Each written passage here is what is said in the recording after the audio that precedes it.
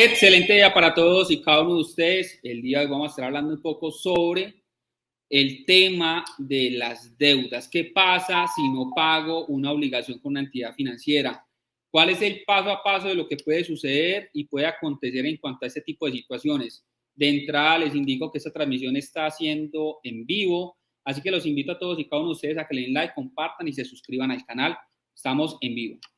Vamos a hablar un poco sobre ese recorrido que se genera al momento de quedar en mora en el pago de las obligaciones económicas con las entidades bancarias y cooperativas financieras. Deudas con personas naturales, ¿qué pasa? ¿Qué sucede? ¿Qué acontece? Estas y más preguntas las estaremos resolviendo el día de hoy. De entrada también les quiero manifestar que próximamente estaremos nuevamente con el tema de la insolvencia económica, aclarando todas esas dudas, todas esas inquietudes. Inclusive vamos a tener unas jornadas de asesoría jurídica gratuita próximamente con el tema de la insolvencia económica, porque recordemos, entre otras cosas, que estamos a 40 días de que finalice el régimen de transición de la ley de borrón y cuenta nueva.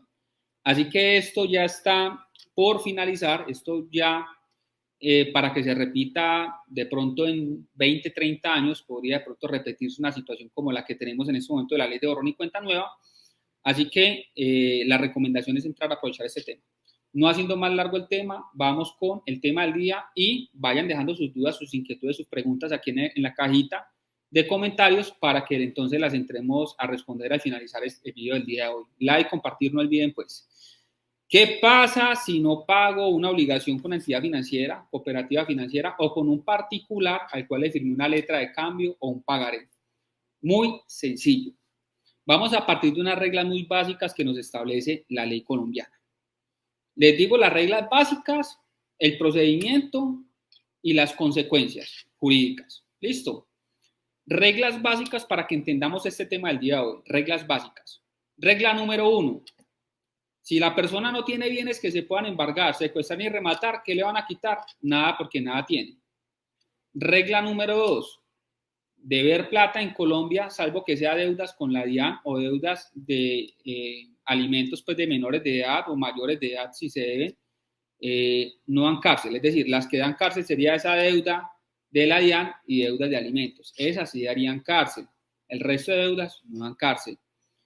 Deudas con bancos, deudas con cooperativas, con don Víctor, el de la carnicería, o don Marcos, el de la esquina, el de la ferretería, eso no da cárcel.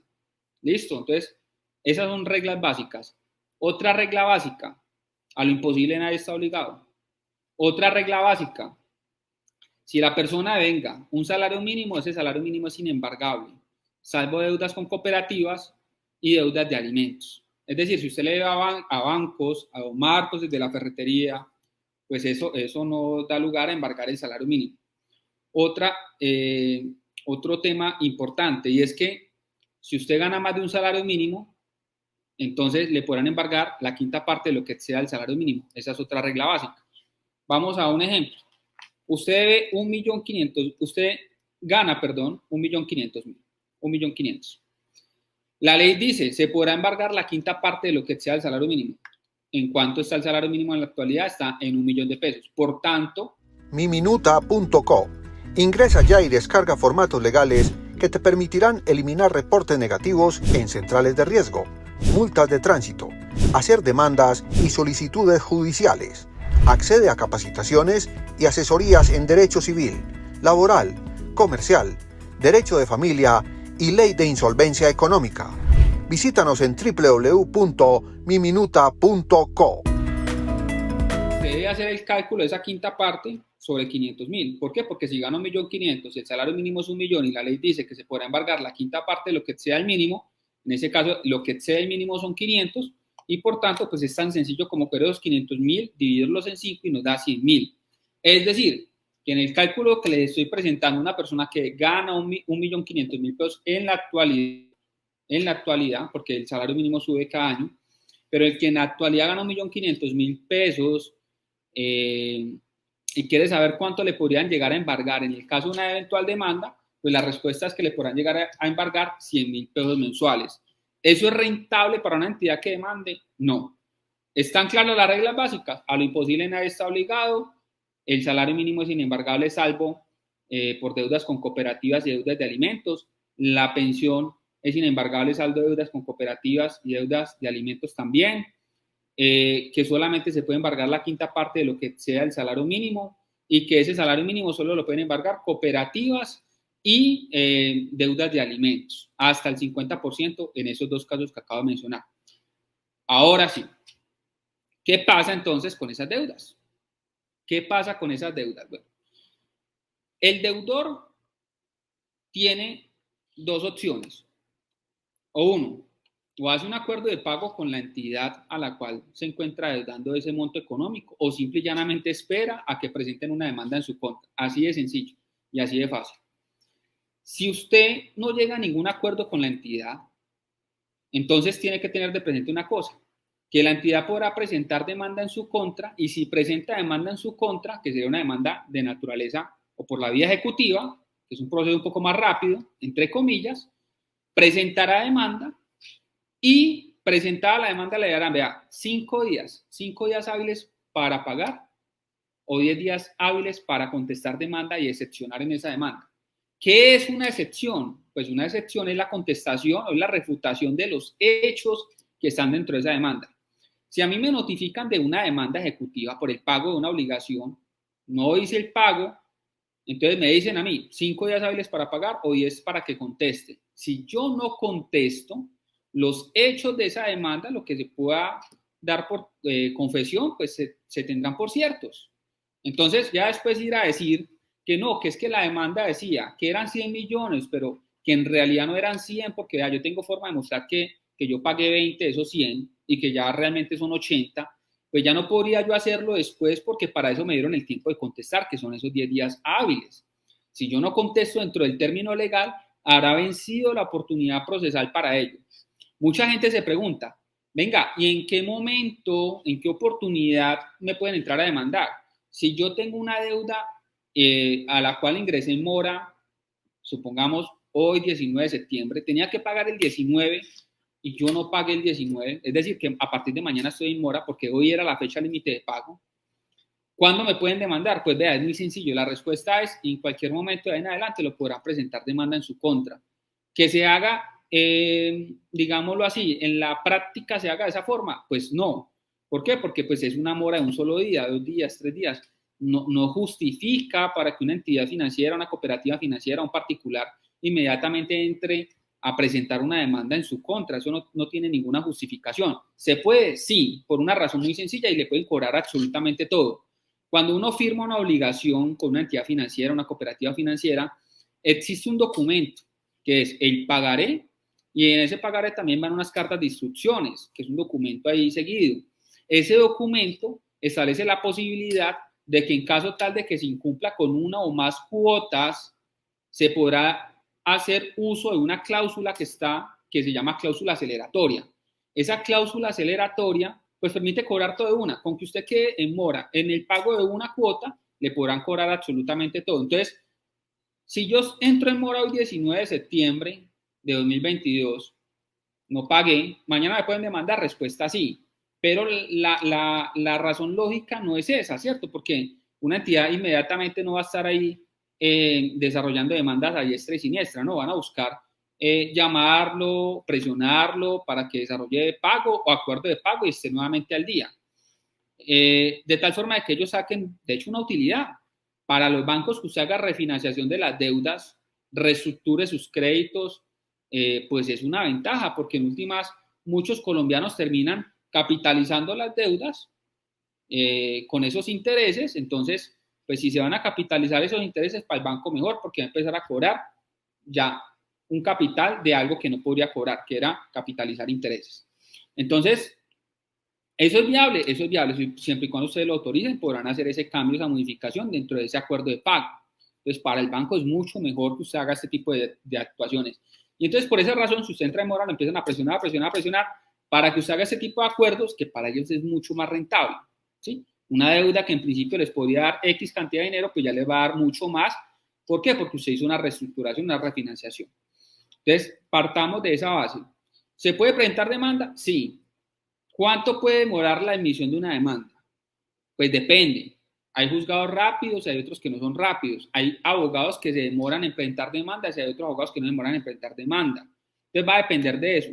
Pero abogado, póngale un tiempo. Vea, puede ser 1 mes, 2 meses, en que desarrollen y presenten la demanda y la admitan. Puede ser más o menos eso. Ahora, cambio la pregunta. ¿En cuánto me pueden demandar? Pues desde que usted se mora lo podrán demandar y cobrarle todo por la cláusula aceleratoria.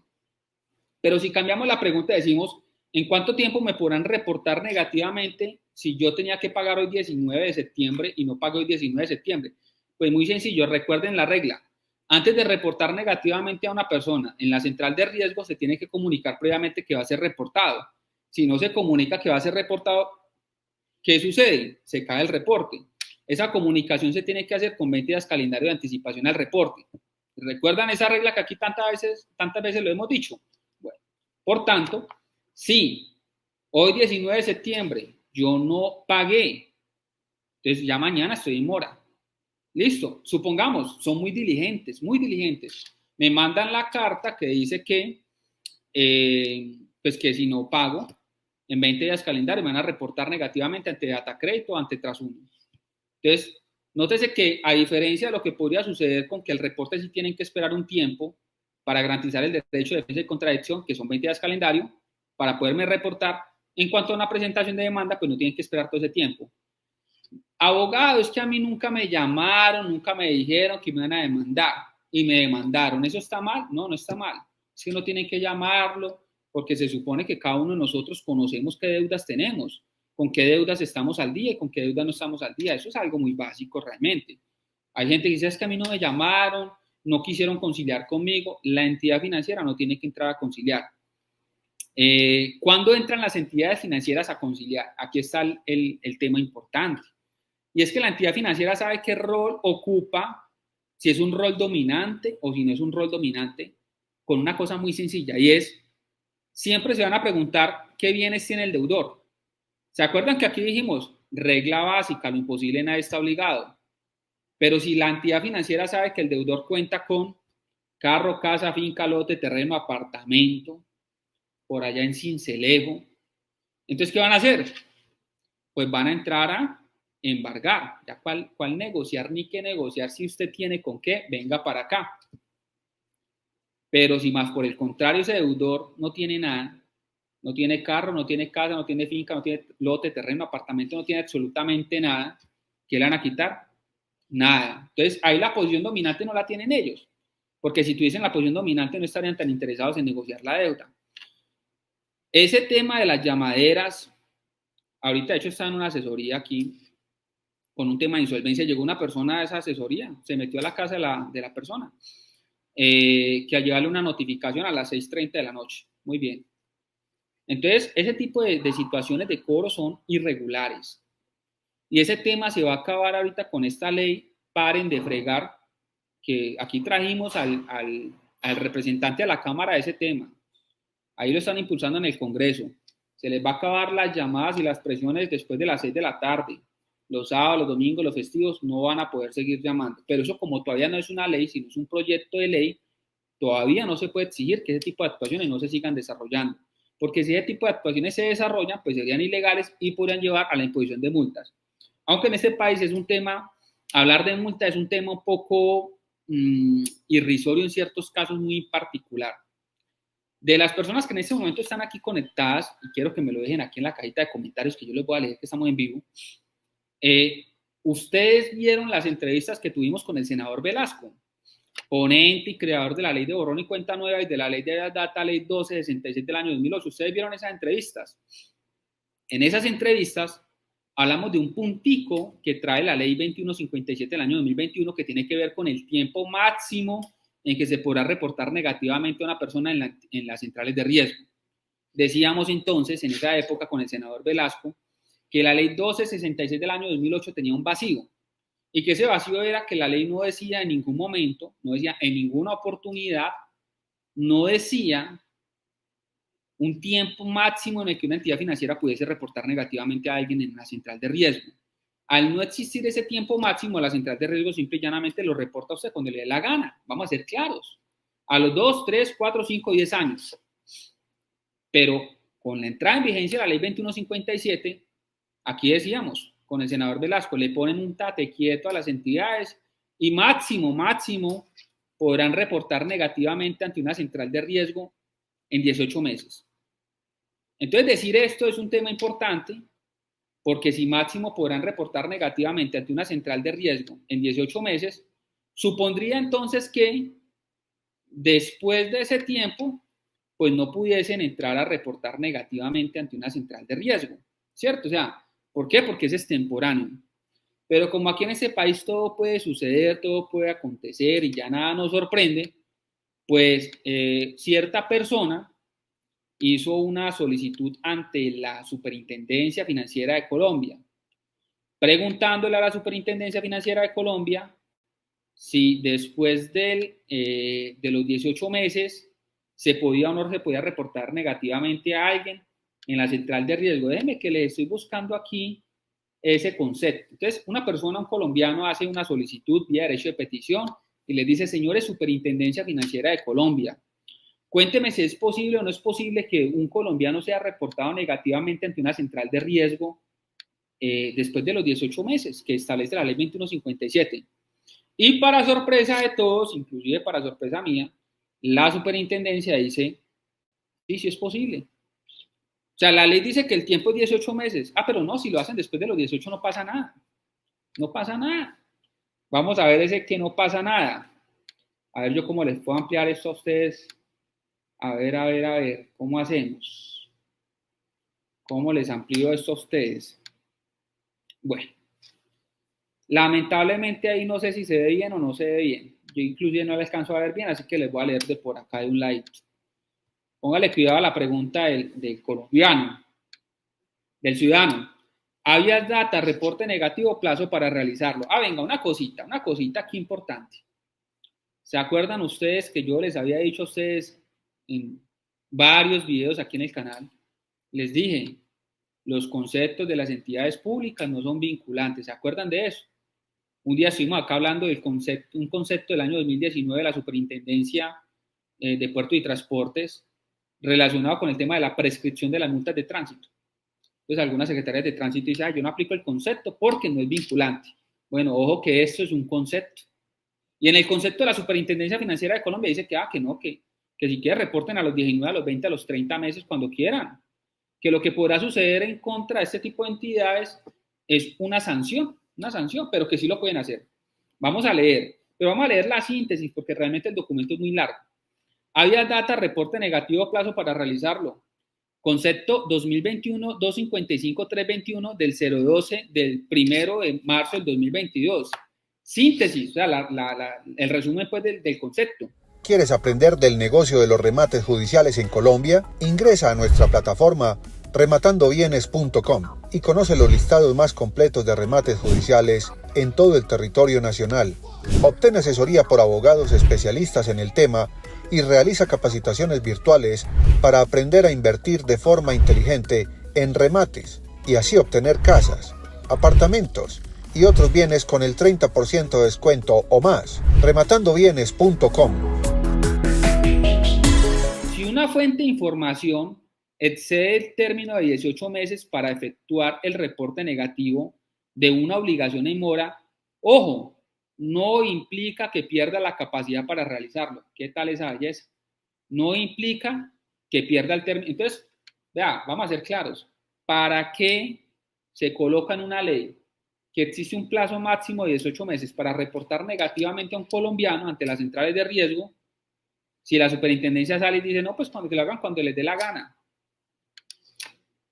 Vuelve y juega. Que eso le diga a la superintendencia financiera, ese va a ser el caballito de batalla para las entidades reportar cuando se les dé la gana. Pero recuerden que esto es un concepto.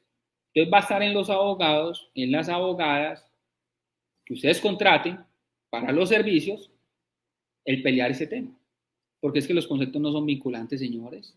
No me pueden decir a mí que pusieron y reportaron cuando les dio la gana, que porque la superintendencia así los dice. Si una fuente de información excede el término de 18 meses para efectuar el reporte negativo de una obligación en mora, no implica que pierda la capacidad para realizarlo. Lo anterior se entiende sin perjuicio de las sanciones administrativas, o sea que lo máximo que podrá suceder si lo hacen después de los 18 meses es una sanción administrativa, aplicables por la extemporaneidad de la ejecución de su deber de informar oportunamente a los operadores de información sobre este tipo de datos.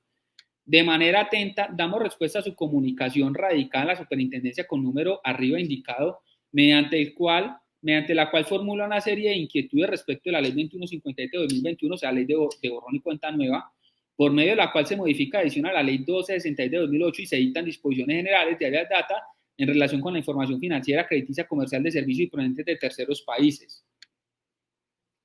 ¿Cómo ven esa ahí entonces?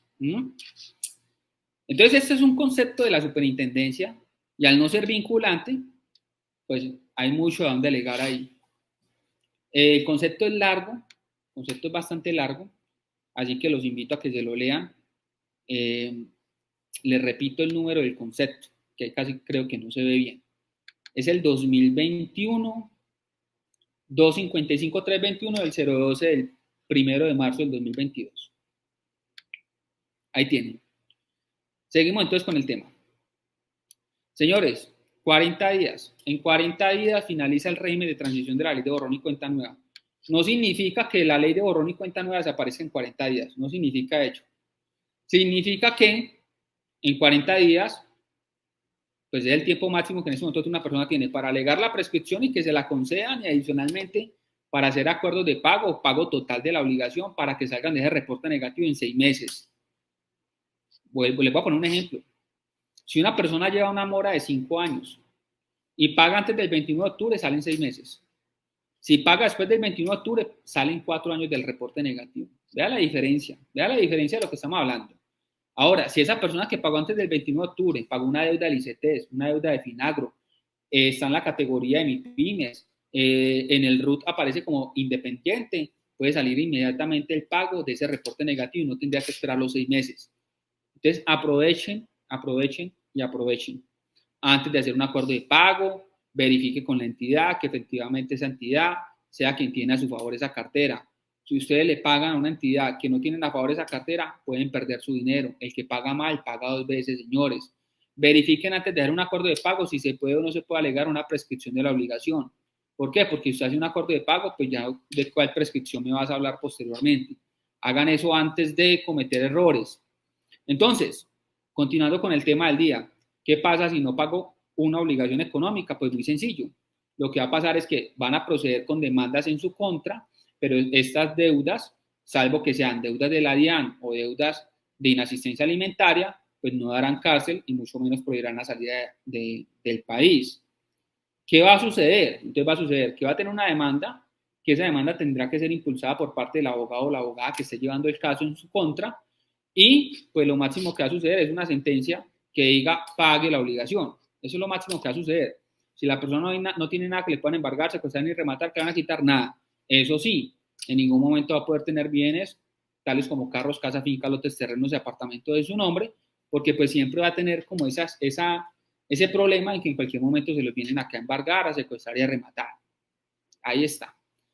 ¿Qué otra cosa puede suceder? Sencillo, que los van a afectar negativamente en las centrales de riesgo con un reporte hasta por 8 años. El tiempo máximo que una persona podrá estar reportada negativamente en una central de riesgo son 8 años contados a partir del impago de la obligación.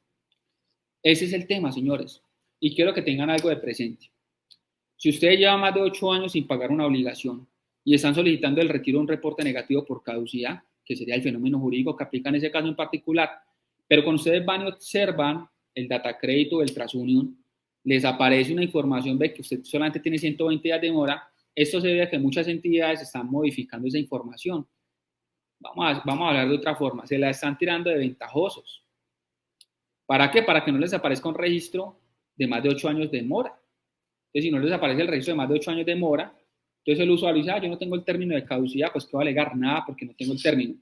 Entonces, que hagan ese tipo de cambios, que ustedes verdaderamente lleven 9, 10, 12, 20, 50 años en mora, pero que ellos pongan que solamente lleva una mora de 120 días o 200 días, no significa que no puedas hacer la solicitud. Te recomiendo que si vas a hacer una solicitud de esta naturaleza, esté bien soportada. ¿Qué es que esté bien soportada? Señores, con fundamento, con soporte. Vea que es que en este correo electrónico, en este extracto financiero, hace 10 años ustedes decían que yo ya tenía 200 días de mora. Entonces, ¿cómo van a decir ahorita que solamente yo 120? Listo. Tengan eso de presente. 40 días y restando. Ya mañana eran 39 días para que finalice el régimen de transición de la ley de borrón y cuenta nueva. Vamos con las preguntas. Muchas personas conectadas hasta ahora y les digo una vaina. Ahorita que se viene ya la cuenta regresiva, borrón y cuenta nueva, vamos a tener pruebas asesorías gratuitas. Así que muy pendientes, pues. La idea, señores, es ayudarles. Aquí ustedes saben, esto es una profesión, eso es un trabajo, pero aquí siempre en Guerrero Abogados hemos dado la oportunidad de asesorías gratis, hemos contestado sus preguntas aquí en YouTube, hemos hecho un montón de cosas completamente gratis y de hecho gracias a ustedes inclusive hemos hecho, por ahí hicimos una vez una jornada de ayuda a la comunidad, así que más allá de que esto sea un trabajo, realmente es una función social. Y en ciertas oportunidades sacamos como esos espacios para ayudarles. Y créanme que ahorita en esta cuenta regresiva, la ley de borrón y cuenta nueva, vamos a estar muy prestos a ayudarles con asesorías y todo aquí por internet. Vamos a estar haciendo cosas muy interesantes para que ustedes se puedan asesorar y aprovechen esta ley. Aprovechen estos últimos 40 días, señores, que muy seguramente si llega a repetir esta oportunidad, se repetirá en 30 o en 40 años. Bueno, o tal vez en 20, ¿cierto? Victoria dice buenas noches, aquí estamos ya estranochando. Alexander dice buenas noches, Luchi dice buenas noches, Victoria dice qué pasa si no llega a un acuerdo de pago a una cartera castigada con una cooperativa, ¿pueden vender mi cartera a una casa de cobro? Sí, siempre se podrá vender la cartera a una entidad que así lo quiera comprar, una casa de cobranza si así lo desean, pero no creo que la cooperativa lo venda. ¿Por qué? Porque es que vuelve y juega. Regla de las que estábamos mencionando aquí al inicio. Las cooperativas podrán embargar hasta el 50%. ¿Se acuerdan de eso? Bueno. Y los demás, la quinta parte de lo que sea el mínimo. Hace 5 años le presté a una amiga 5 millones y no me ha pagado. ¿Qué puedo hacer? Tal vez llorar. ¿Por qué? Porque si en la letra de cambio, en el pagaré que ella le firmó a usted, tenía una fecha de vencimiento hace más de 3 años, si usted presenta una demanda, usted podrá demandarla, pero que usted la pueda demandar no significa que usted vaya a ganar. Usted la podrá demandar, pero si esa letra de cambio tiene una fecha de vencimiento superior a 3 años, ella alega, excepciona dentro de esos 10 días que estamos acá hablando al inicio del programa, excepciona la prescripción y ¿qué pasa? Ganará, ¿cierto? Porque ya le pasó el término para cobrar. Uno no se puede dormir en el cobro de las obligaciones. Y aquí lo hemos dicho, tanto para acreedores como para deudores. Señores, señor acreedor, si usted no cobra en el término de ley, señor deudor, si usted no hace las gestiones que tiene que hacer, pudiendo hacerlas, es que la ley está para ambas partes. El deudor y el acreedor tienen derechos y tienen obligaciones. Por ejemplo, una obligación del acreedor. Si el acreedor quiere cobrar gastos de cobranza, pues tiene que desarrollar las gestiones de cobranza. Muchos de ustedes dirían, ay, pues tan obvio. Pues sí, es muy obvio, pero en la práctica cobran gastos de cobranza sin nunca hacerlos. Y ojo que son costosos gastos de cobranza. Entonces, hay que tener en cuenta eso. No te pueden cobrar gastos de cobranza si no han desarrollado las gestiones de cobranza. Miguel García dice, muchas gracias por la importante labor, para eso estamos, hombre. Trading, el mercado a la baja, el mercado está en rojo. Momento importante de compra, a mí me da felicidad cuando veo el mercado caer. Son buenas oportunidades. Y ya que estamos en un proceso de recesión económica a nivel mundial, contexto macroeconómico complejo, por la inflación que está en varios países, sobre todo en Estados Unidos realmente. Colombia no es la excepción, pero pues el S&P 500 afecta mucho por la recesión en Estados Unidos, la guerra de Rusia con Ucrania, la gente cree que eso no afecta y eso sí afecta realmente. Oscar Caicedo dice, buenas noches, Dios los bendiga, gracias por la educación que nos den. Hombre, para eso estamos. Miguel dice, doctor Guerrero, ¿cuánto tiempo máximo estaré reportado si no alcanzo a pagar mi deuda con una cooperativa? El doble del tiempo de la mora sin que ese doble del tiempo supere 4 años, Miguel. Juliet dice, si tiene una casa hipotecada, ¿le pueden accionar de alguna manera? Pues contra la casa hipotecada, el acreedor hipotecario podrá presentar la demanda ejecutiva con acción real, una garantía real, o sea, la casa. Leanet Valls, buenas noches para usted, Leanet. Una cosa, Juliet, el único proceso en Colombia, el único proceso legal en Colombia que puede parar embargos, parar ese remate de esa casa en ese crédito hipotecario es el de insolvencia económica. Acá próximamente vamos a estar acá con especialistas en temas de insolvencia económica, resolviendo muchas dudas sobre ese tema. Aquí estaremos haciendo jornadas jurídicas sobre ese tema de insolvencia económica muy próximamente, porque ya está que acaba ese régimen de transición de borrón y cuenta nueva. Luchi, mi hermana pensionada con abogado, logró un retroactivo que el gobierno le adeudaba y a los 3 años el gobierno se lo volvió a quitar. ¿Es justo eso? Pues habría que preguntarle al doctor Camilo. Aquí lo he mostrado en varias oportunidades. Yo de pensiones, poco a poco. Así que aproveche, doña Luchi, o señor Luchi, no sé quién será ahí, Luchi Bae, aproveche cuando esté el doctor Camilo conectado para que haga ese tipo de preguntas. Victoria Vargas dice, doctor, ¿me pueden demandar así tenga 8 años de mora? Claro, aquí lo hemos dicho, la deuda es una cosa y el reporte negativo es otra cosa completamente diferente. Entonces tengan eso de presente, ¿sí? Que se le quitó el reporte negativo no significa que la deuda haya desaparecido. ¿Es rentable hacer la compra de cartera? Para algunas entidades es rentable, claro que sí. Es que el negocio es ese, comprar barato y vender costoso. O sea, yo compro una cartera de una X cantidad de deuda, lo compro muy barato, atormento al deudor para que me pague el 100% de la deuda, inclusive más con intereses y gastos de abogado, y yo me saco la utilidad. Claro que es rentable. Por eso existen las empresas que compran esa cartera. Sebastián dice, conozco personas que están sacando préstamos para no pagarlos, ¿eso qué consecuencias penales, civiles y ejecutivas trae? Oiga, Sebastián, vea, ese tema es interesante. El proceso de insolvencia económica, aquí lo hemos dicho, no es para defraudar a acreedores. Usted se pone a defraudar a acreedores en el proceso de insolvencia económica, claro, había un fraude y eso haría cárcel. Ahora, por otra parte, también no falta la persona, y aquí es un programa que tengo ya ahí listo para hacer, y es sobre el alzamiento de bienes. Es que eso es un delito. Mucha gente dice, ¿cuál insolvencia ni qué insolvencia? Yo voy a coger mi casa y la voy a pasar a nombre de un amigo, de un familiar. Pues hombre, eso es simulación. Y la simulación no es un delito como tal. O sea, la simulación es un proceso que tendrá que probarse por la vía civil y buscarán que se retroceda esa venta, esa supuesta venta o esa supuesta donación que se puso en cabeza de su mamá, de su papá, de su hermana, de su hermano, de su novio, novia, esposa. Buscará que se retroceda esa transacción, pero lo que sí es el delito, entonces, es hacer ese alzamiento de bienes. Ese delito contempla una pena realmente baja, escarcelable, pero es importante que ustedes conozcan, porque pues todo eso también tendría unas consecuencias, tales como, por ejemplo, un antecedente penal. Entonces, tienen que tener eso de presente. Entonces, ¿qué consecuencias pueden haber, Sebastián? Por ejemplo, el delito de alzamiento de bienes, por ejemplo, un proceso civil por simulación. Entonces, claro, tocaría retroceder esa transacción, pues ese negocio jurídico, retrocederlo para que vuelva a estar en cabeza directamente del deudor y pues poderle caer ese patrimonio.